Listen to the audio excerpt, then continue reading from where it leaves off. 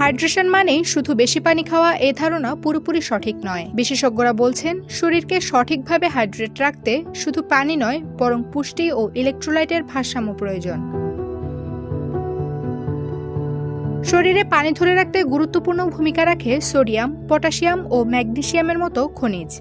এগুলোর ঘাটতি থাকলে বেশি পানি খেলেও তা শরীরে ধরে রাখা যায় না, বরং দ্রুত বের হয়ে যায়। ফলে অনেকেই পর্যাপ্ত পানি পান করেও পানি শূন্যতায় ভুগতে পারেন।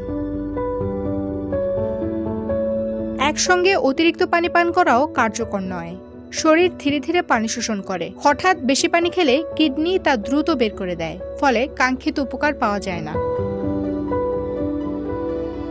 খাবারের দিকেও নজর দেওয়া জরুরি। কলা, কমলা, শাকসবজি ও টাটকা খাবার শরীরে পানি ধরে রাখতে সহায়তা করে। অর্থাৎ হাইড্রেশন শুরু হয় শুধু পানির বোতল থেকে নয়, বরং আপনার প্রতিদিনের খাবারের প্লেট থেকেও।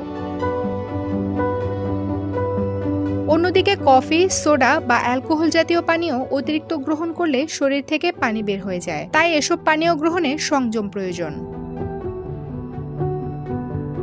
জীবনধারাও হাইড্রেশনে গুরুত্বপূর্ণ প্রভাব ফেলে। দীর্ঘ সময় এসিতে থাকা, কম শারীরিক চলাচল এবং প্রক্রিয়াজাত খাবার গ্রহণ এসবই শরীরে পানির ভারসাম্য নষ্ট করতে পারে। এমনকি পিপাসা না পাওয়া পর্যন্ত পানি না খাওয়ার অভ্যাসও ঝুঁকিপূর্ণ।